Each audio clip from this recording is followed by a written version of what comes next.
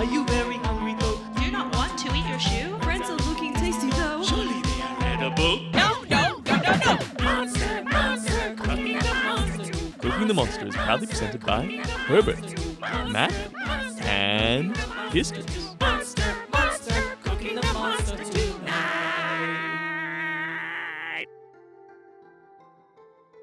Good evening, ladies and gentlemen. Welcome back to another episode of Cooking the Monster. I am, as always, here with Matly and Kistrix, and we're talking about a shiny, shiny, shiny, dejected, degenerate creature of the night. That's right, it's time to talk about ghouls. Now, ghouls are exclusively carrion feeders. In fact, their metabolism has evolved to almost completely deal with the consumption of decayed meat. Now, there are a couple of theories for how ghouls produce. Firstly, there is, a demon prince of undeath who cursed somebody as the prince of ghouls, and he created some demons whose touch infects people with ghouldom, and so on. Secondly, there are ongoing folk tales that the consumption of sentient flesh may, in some cases, lead to some conditions that... Well, someone would be then possessed and taken by the need to continue to consume decayed flesh. would be horrible. Oh, it'd be terrible. And it also changes them physically and visually, and it changes, I imagine, at the same time, their insides to be able to accommodate for this sudden change in diet.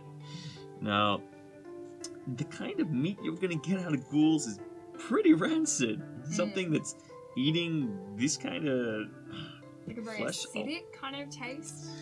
Full of parasites, Yeah. full of disease, full of... it exclusively consists on a diet of rotting meat, so you're going to have a build-up of... We definitely need to cook it.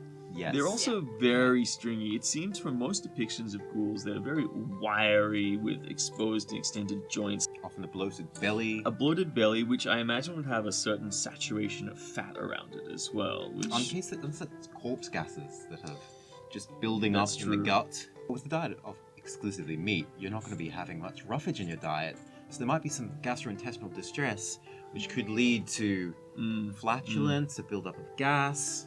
And, well, all sometimes explosive results, really. I mean, you wouldn't want to throw the ghoul carcass straight on the fire, that's for sure. No. I think that we're going to get a lot of bloating in the party if we're eating this. Yeah, that's definitely a side effect. So there will probably be some ways that you can get around it. But if you're going to be cooking a ghoul, because obviously necessity has led you to it, it's going to be something that will lead to distress in the party because of various gastric side effects. Of course, any bird-based creatures or carrion feeders would probably be fine. Reptiloids will, crocodilians who, drown their meat and then leave it in a But lair even as well. then, the ghoul is such a toxic creature. You want to think 2 or 3 times, even if your body's... It's not the same. Like there is, in one instance, there is eating a corpse, which we've talked about in our previous videos. Yes. But in the other instance, there's eating something that feeds on corpses on a regular basis. There are various incidences of people eating vulture meat and having contamination from those carrion feeders, like just passing down the food chain. And that's something you've got to watch out for when it comes to ghouls. There are also some other instances, though, of certain species being terminal creatures. For rabies, for instance, possums in the US, if they eat the rabies virus, it doesn't actually transmit through.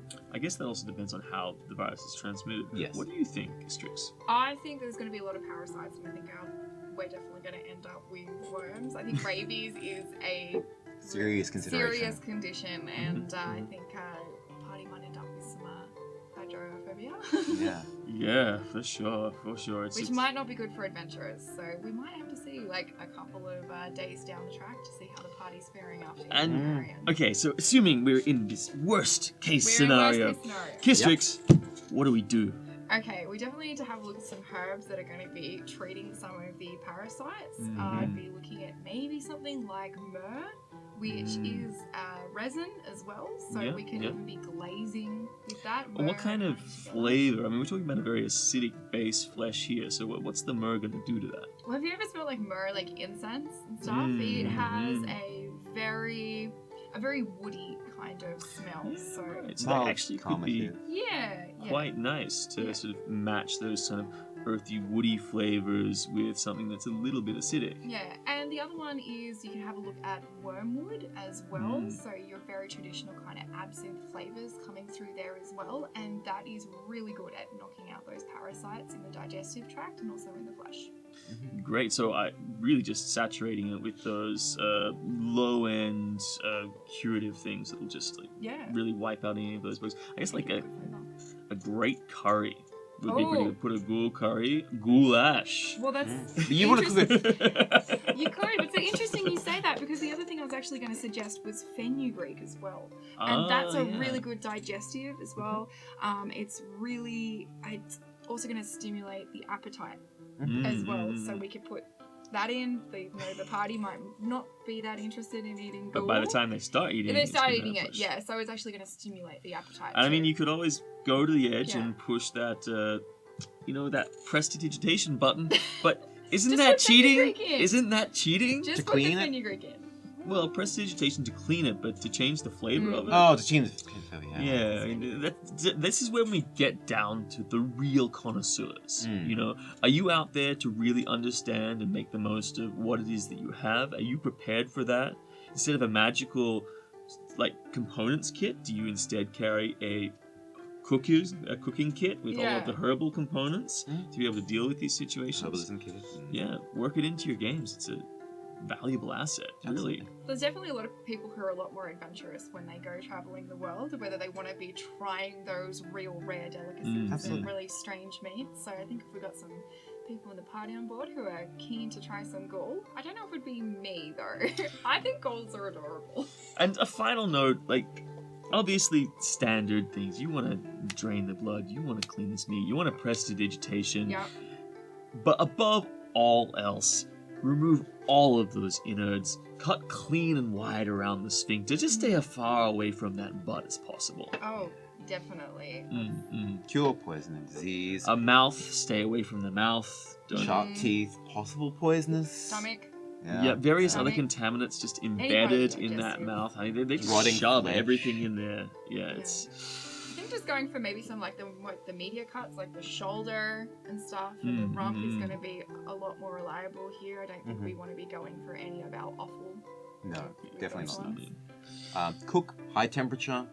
Yep. Probably, in some cases, we might say do a long slow cook, bring out the flavor. Yeah, Yeah, like in in this a case, curry or a goulash. but Goulash.